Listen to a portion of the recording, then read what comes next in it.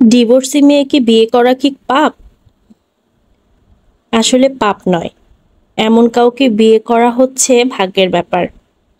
যদিও আমাদের সমাজে ডিভোর্সি মেয়েদেরকে কেউ ভালোবাসতে চায় না, বিয়েও করতে চায় না।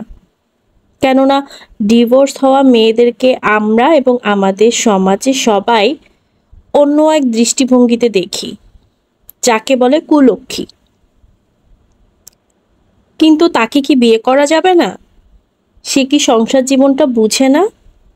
তার ছেলে বা মেয়ে আছে বলে তাকে বিয়ে করা যাবে না?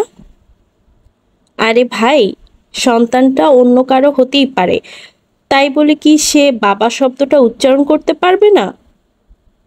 মেয়েটি কি আর স্বামীর ভালোবাসা পাবে না?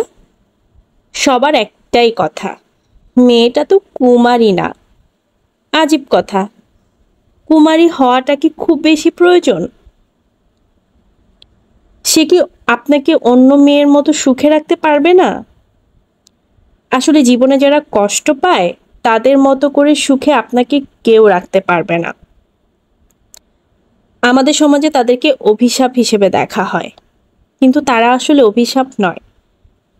তাদেরও আমাদের মতো ভালোবাসা পাওয়ার ইচ্ছা আছে।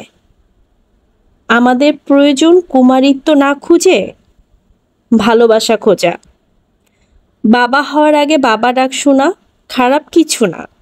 এর মতো ভাগ্য কয়জনের হয় বলেন তো? বেশিরভাগ মেয়ে ডিভোর্স হয় কেন জানেন? বিয়ে হওয়ার পর বিভিন্ন কারণে শ্বশুরবাড়ির লোকেরা মেয়েকে পছন্দ করে না।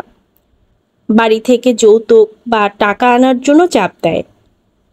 ঠিক এরপর থেকে মেয়েটা একটু এমন একটু তেমন, এইটা করে ওইটা করে, হ্যান ত্যান নানা রকম বাক্যে মেয়েকে বিশ্লেষণ করা হয় প্রতিনিয়ত।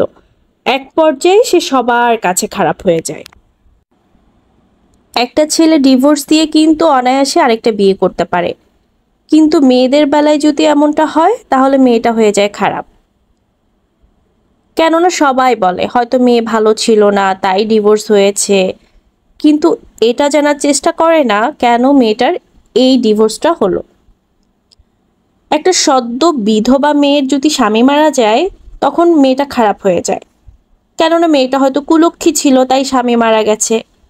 কিন্তু আমরা এটা বুঝি না যে বাচ্চা মরা সব আল্লাহর হাতে, এতে তো কারো হাত নেই। তাহলে সে কুলক্ষী হয় কেমনে? এই কাজগুলো তো কি সে নিজ থেকে করেছে? সে এমন হয়তো অনেক কষ্টে ছিল যে এটা সে ছাড়া আর কারো বোঝার উপায় নেই। কেউ নিজ থেকে এই অভিশাপ চায় না, আর ডিভোর্স হলেই একটা মেয়ে খারাপ হয়ে যায় না। কিন্তু আমাদের সমাজে এক শ্রেণীর মানুষ আছে যাদের নিজেদের কোনো ঠিক ঠিকানা নেই, কিন্তু তারা অন্যের ঘরের মেয়ের দোষ খুঁজে বেড়ায়। আরে ভাই, তারা যদি অন্যের ঘরের মেয়ে না হয়ে আপনার নিজের ঘরের মেয়ে বা বোন হতো তাহলে কি পারতেন এভাবে সমালোচনা করতে? তাই আমার মনে হয় একটা নারীর রূপের বাহার কিংবা তার দেহের সৌন্দর্য কিংবা তার ভার্জিনিটি না খুঁজে তাদের অন্তরকে বোঝার চেষ্টা করুন, তাদের মনকে একটু বোঝার চেষ্টা করুন। তাহলে দেখবেন পৃথিবীটা অনেক বেশি সুন্দর মনে হবে, কোনো মানুষকে আর খারাপ মনে হবে না। সবাই ভালো থাকবেন, আর ভুল ত্রুটি হলে ক্ষমা সুন্দর দৃষ্টিতে দেখবেন। আল্লাহ হাফিজ। আসসালামু আলাইকুম।